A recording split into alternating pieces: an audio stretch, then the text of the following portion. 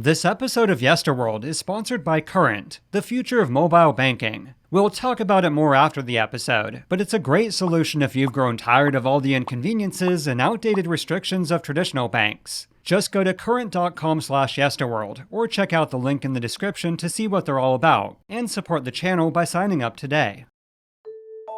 When it comes to the history of fast food restaurants, there's certainly no shortage of interesting stories. From the downfall of the once insanely popular Burger Chef, Subway's origins as Pete Super Submarines, and of course the world and characters of McDonaldland.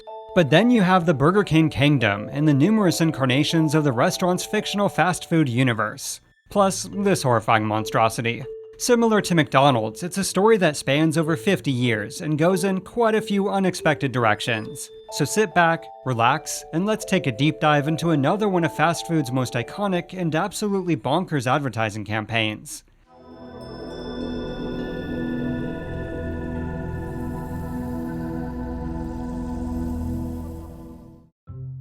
The story begins all the way back in 1953 with a hamburger restaurant called Insta Burger King in Jacksonville, Florida. The owners of the establishment were Keith Kramer and Matthew Burns, and their inspiration actually came from a visit to the very first McDonald's in San Bernardino, California. However, unlike McDonald's Speedy system that used flat-top grills, they used a machine known as the Insta Burger Stove, hence the name Insta Burger King. Another difference between the two burger businesses was their mascot, or lack thereof, as while McDonald's had a half-human, half-burger abomination for theirs, Insta Burger King didn't have one at all. At least not yet.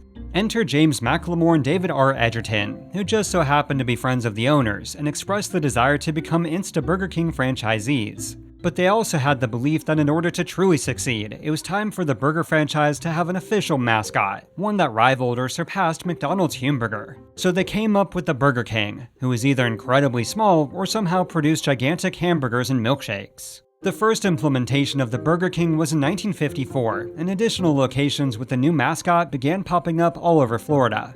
But you might be wondering, okay, so why isn't Burger King called Insta Burger King today? And if not, I'm gonna tell you anyway. You see, despite the catchy name, the Insta Burger Stove was a headache to use and constantly suffered from mechanical issues, so Edgerton and McLamore developed a completely new cooking system. This innovation was called the flame broiler, as instead of cooking in an oven, the burgers were transported over gas flames on a chain-link conveyor belt. Going even further, the new cooking device wound up giving the patties a distinct grill line, and though completely unintentional, this also made the burger stand out among the competition, aka McDonald's. But more importantly was the introduction of the Whopper in 1957, as while double the price of a McDonald's burger, it was also quite larger and far more filling. So the word Insta was taken off the title of the restaurant, and due to the popularity of the Whopper, they simply became Burger King, home of the Whopper. Anyway, the original owners sold the company to Edgerton and McLamore in 1959, and that's when profits truly began to soar. But the real meat of our story begins in 1967, as the franchise was sold once again, but this time to the Pillsbury Company. Hi, I'm Poppin' Fresh, the Pillsbury Doughboy. Hi. Out of cookies? Let's make some. Hey, you guys. Oh, my nose! Quick fun fact, the Pillsbury Doughboy's original name was going to be Jonathan Pillsbury, and was also voiced by Paul Frees, aka the Haunted Mansion ghost host. Now, as strange as it sounds, the Pillsbury Doughboy actually played a pretty major part of the evolution of the Burger King. You see, the 1960s and 70s was the boom of companies using animated mascots to advertise their products on television, specifically to children. Cereal commercials and sugary snacks were by far the most popular, in which adorable characters were mixed with humorous skits to drive up sales. So as an attempt by Pillsbury to capitalize on this growing television marketing fad, they came up with the adorable Pillsbury Doughboy and his equally adorable TV spots. Of course, the campaign was a huge success, so when Pillsbury got their hands on Burger King, they desired to do something very similar. But much like what they were also doing with the lovable Doughboy, they also wanted to merchandise Burger King's mascot. The problem was that the original design for the Burger King himself was a bit off-putting and not super merchandise friendly. So together with a new logo and tagline, he was given a complete redesign to appear much more like a television cartoon character. No, I said television character, not terrifying character, but your time will come. Here's the Burger King himself. Your Highness, exactly what is it you go to Burger King for? Lunch. Yes, but I mean, is it the Whopper? Thank you. Or the fries? Don't mind if I do. Burger King, where kids are king. Now, these animated Burger King television ads were pretty straightforward, in which reporters interviewed the Burger King about the restaurant, or featured shenanigans with fantasy characters. Though to be fair, this is based on just 2 examples, as unlike the countless early McDonald's commercials, these are exceptionally hard to find online. I mean, I literally spent hours upon hours pouring through 60s and 70s television ads, but I only found these 2, so the rest of their storylines are a bit of a mystery, or how many there actually were. Adding to the mystery was a redesign of the character in 1972, so I have to imagine there's even more commercials featuring this iteration. Now, since it does tie into our story later, it's also worth mentioning the restaurant's live-action promotions, or more specifically the slogan, "Have it your way." You see, this was a sort of slap in the face to McDonald's, as when it came to food options and special requests, they were pretty inflexible. What am I, a mind reader? From now on, I just don't care. However, with Burger King, patrons were encouraged to, well, have it their way, with a much wider selection of condiments and toppings. But McDonald's influences would soon go beyond just Burger King's food offerings, as the 1970s was also the height of McDonaldland. Get yourself ready for a trip through McDonaldland. Take along a friend and grab a hold of Ronald's hand. Now, for those unaware, we extensively covered the entire history of McDonaldland in a previous episode, so if you haven't already, maybe give it a watch after this one, and while you're at it, subscribe to the channel. But for the purposes of this episode, all you need to know is that it was McDonald's promotional campaign starring Ronald McDonald. They were also filled to the brim with other McDonald's food-centric characters, featuring all kinds of shenanigans that usually revolved around a particular menu item. What's the matter, Mr. McCheese? The McDonaldland cookie machine. It's making the delicious cookies upside down, you know. The campaign was incredibly successful and a pop culture phenomenon, so it should be no surprise that the rival Burger King wanted to do something very similar. Enter Tony Hissini, founder of the International Magician Society and a well-respected magician himself. You see, in 1976, he had the idea for a television campaign, one that would feature a magical character performing on-screen magic tricks. So he pitched the idea to Burger King, and together with their desire of competing with McDonaldland, a new iteration of the Burger King was born. Well, this is awkward. I wasn't referring to you, but we'll get there. I promise. Introducing that king of fun, the one who's okay with us kids, the Magic Burger King! In person? Yay! I'm the marvelous, magical Burger King.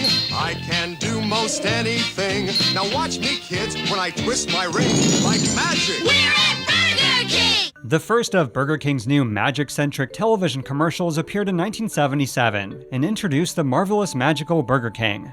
As the whimsical name implies, the revitalized mascot was now a magician, although most of his powers seemed to be limited to Burger King menu items. The vast majority of the magic tricks were performed in camera, thanks to the talents of Tony Hissini, and the rest were achieved using special effects and editing techniques. I'm up here, kids, but don't give up hope. I'll be right down with my magic rope. I love magic and food that's fun.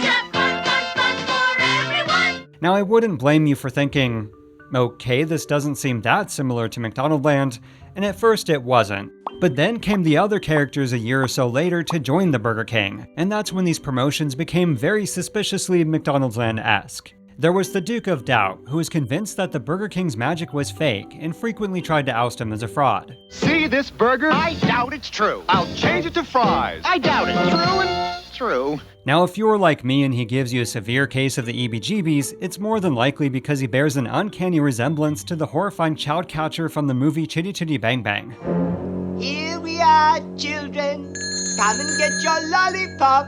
There was also Sir Shake-a-Lot, who had an unhealthy obsession with Burger King's milkshakes and was always shivering due to how cold they are. At least, that's the official reason, as I'm pretty sure he was just in a constant state of milkshake withdrawal. If you're making shake, I'll order one. Another character was the Wizard of Fries, who was a robot quite literally powered by French fries, with the power to multi-fry and duplicate them endlessly. Finally, there was the Burger Thing, which was... honestly, I'm not entirely sure, but something along the lines of a living hamburger painting. It's Sir Shake-a-Lot. I doubt it. How about a shake, Sir Shake-a-Lot? Great shake! Now, unlike the massive line of McDonaldland merchandise, and by massive I mean covering virtually all forms of retail, the Burger King kingdoms was pretty bare bones. Most were simply tied to restaurant promotions, and even those were few and far between. So despite the production of over 200 television commercials, it seems that Burger King's fictional world and characters never quite took off in the same way McDonald's did. However, when it came to the two restaurants' non-fantasy promotions, they both gave each other a true run for their money, and was honestly pretty shocking by today's standards. One of the more shameless examples was the Burger King Magic Meal, which just so happened to appear less than 2 years after the McDonald's Happy Meal. But unlike McDonald's, the Magic Meal's title was interchangeable, as it then became the Jet Age Meal, followed by the Thundercats Meal, and then the Silverhawks Meal. So basically whatever toy they were selling plus the word meal at the end. Conversely, due to the success of Burger King's Star Wars campaign, McDonald's began to also do movie tie-ins, especially with their kids' meals, such as Star Trek: The Motion Picture. Adding to the rivalry was an ad campaign in 1982, in which Burger King made fast food history by attacking McDonald's and their food offerings by name. When I order a regular burger at McDonald's, they make it with 20% less meat than Burger King. Unbelievable. Luckily, I know a perfect way to show McDonald's how I feel. I go to Burger King. You see, making vague comparisons to competing restaurants wasn't anything new, but specifically attacking their products, prices, and food offerings was. The most infamous were a set of commercials starring a very young Sarah Michelle Gellar, which insinuated that McDonald's burgers contained 20% less meat than Burger King's. The Big M then actually wound up suing Burger King on the grounds of slander, misleading claims, and damages. However, as a quick side note, this wasn't the first time Burger King made some iffy statements about their products. It actually goes all the way back to the introduction of the Whopper in 1957, as they claimed it was, quote, an exclusive Burger King creation. The problem was that at least a year prior, there was already a burger restaurant called the Whopper Shop in the state of Michigan. Even more damning was a Texas fast food chain called the Whopper Burger Drive-In. So not cool, Burger King, not cool. Anyway, the McDonald's case with BK was eventually settled out of court, at least for the 20% less meat debacle, as they continued to produce even more slanderous commercials, and even dealt some low blows to Wendy's. At this time, we'd like to offer our sympathy to McDonald's and Wendy's. Now back to the Burger King kingdom, because as the 1990s approached, the marvelous magical Burger King campaign was failing to drive up sales among children. I mean seriously, would you want to go to a restaurant who had a mascot that resembled a guy named the Child Catcher? I think not.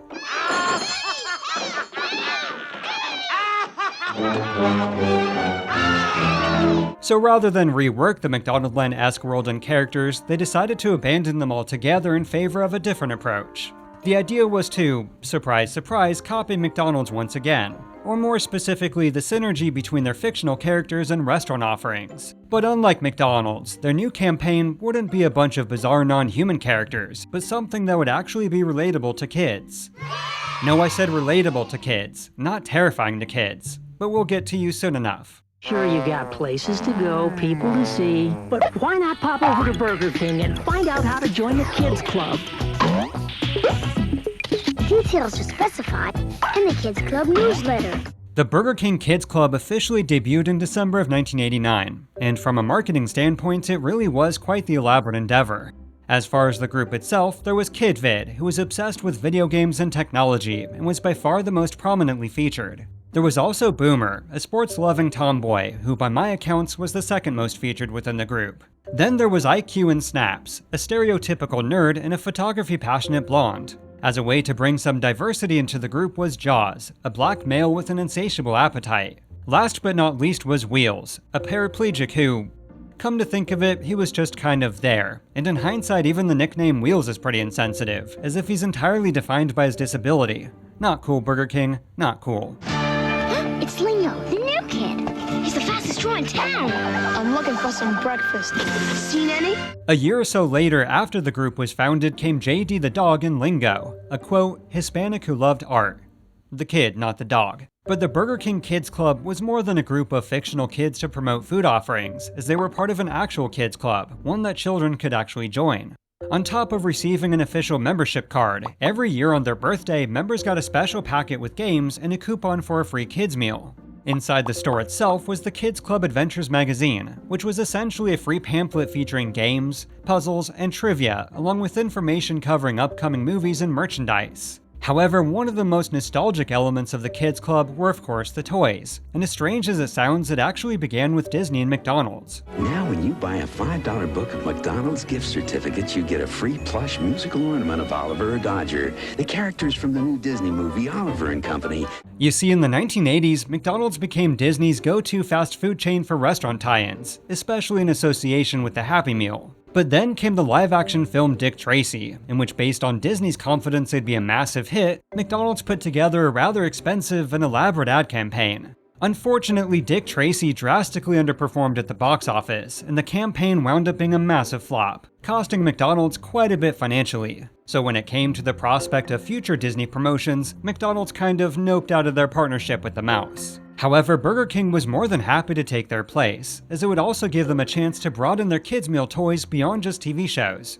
This was more or less like winning the fast food lottery, as the Disney Renaissance era was just around the corner, and though it technically began with The Little Mermaid, and some might even say The Great Mouse Detective, Beauty and the Beast solidified it.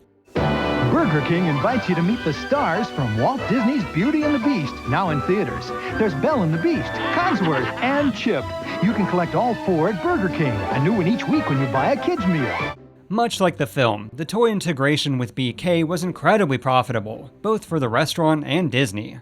This was followed by another successful campaign with The Little Mermaid's VHS release. After that was another lucrative promotion with Aladdin, and for this one the fast food franchise went all out. But then came a little movie called The Lion King, which made the success of the prior Disney integrations pale in comparison.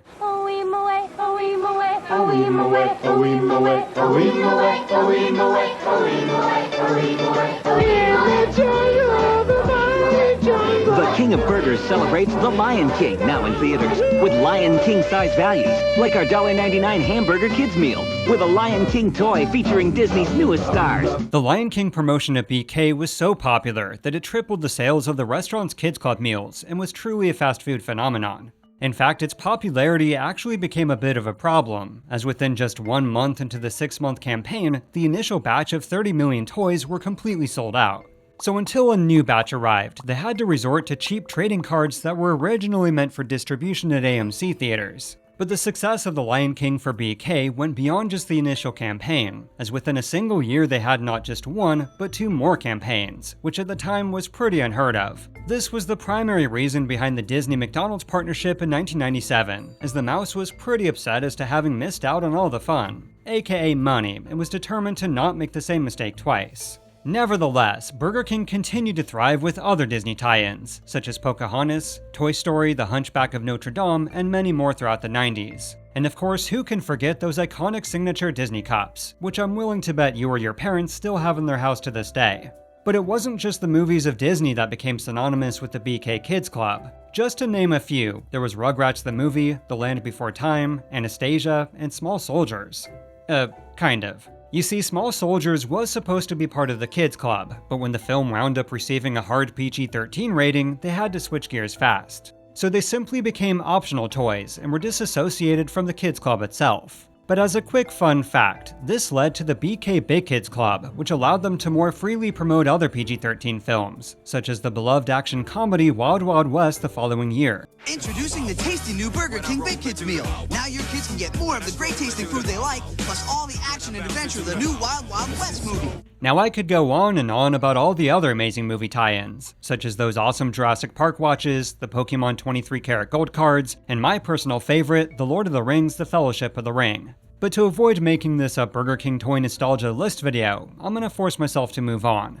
You see, upon entering the 2000s, a new member was added to the BK Kids Club, Jazz, an Asian girl who loved music. However, by this point, the actual kids of the Kids Club were rarely, if ever, used in the restaurant's advertising, so her presence and how much she was actually used has become a bit of a mystery. Regardless, by 2005, the Kids Club gang was officially retired, and in their place were the very short-lived Honbats. There was Mix Max, This or That, Bonnie, Chomp, and the Eeps. But this was also around the time when major fast food chains were undergoing a lot of scrutiny, especially for how they were advertising to children, and for that, you can mainly thank McDonald's. So by and large, the Honbats signaled the end of an era, at least when it came to the younger demographic, because then came the return of the King in the most bizarre way imaginable.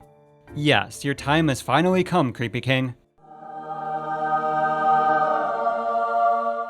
As the story goes, a new advertising firm joined Burger King and were toying with the idea of resurrecting the original mascot. Specifically, they wanted to find a way to make their new line of breakfast menu items really stick out from the competition, aka McDonald's. So one day an executive for the ad firm was searching through eBay and stumbled upon a 1970s Burger King king head for sale. The head, as it turns out, actually came from a helium tank overlay that was used to blow up balloons. Throw in the tagline of "Wake Up with the King," and someone's brilliant, albeit warped sense of humor came up with one of the most bizarre fast food campaigns of all time.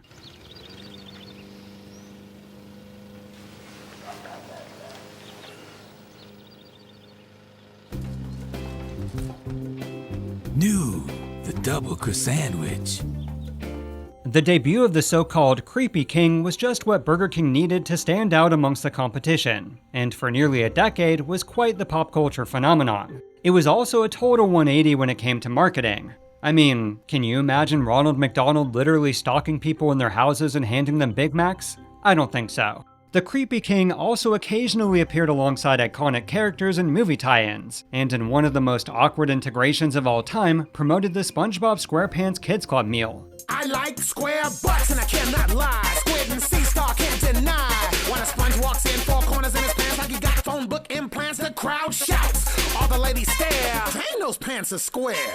Okay, what the absolute There were even Xbox 360 video games produced starring the creepy Burger King icon, one of which, and I swear I'm not making this up, had you play as the Burger King himself, sneaking around and stalking unsuspecting pedestrians and offering them Whoppers. However, 6 or 7 years in, it seems the shock value and appeal of the character began to wear thin, as the Burger King's creepy ruler was retired in 2011. Although in recent years, the King has made quite a few appearances, and as of 2020 seems to have come out of retirement, at least temporarily. So unlike most episodes, there's really no end to this story, so if you were banking on a hard-hitting and epic conclusion, I'm sorry to disappoint you. However, speaking of banking, are you disappointed with all the hassles and frustrations of traditional banks? Well, that's where Current comes in.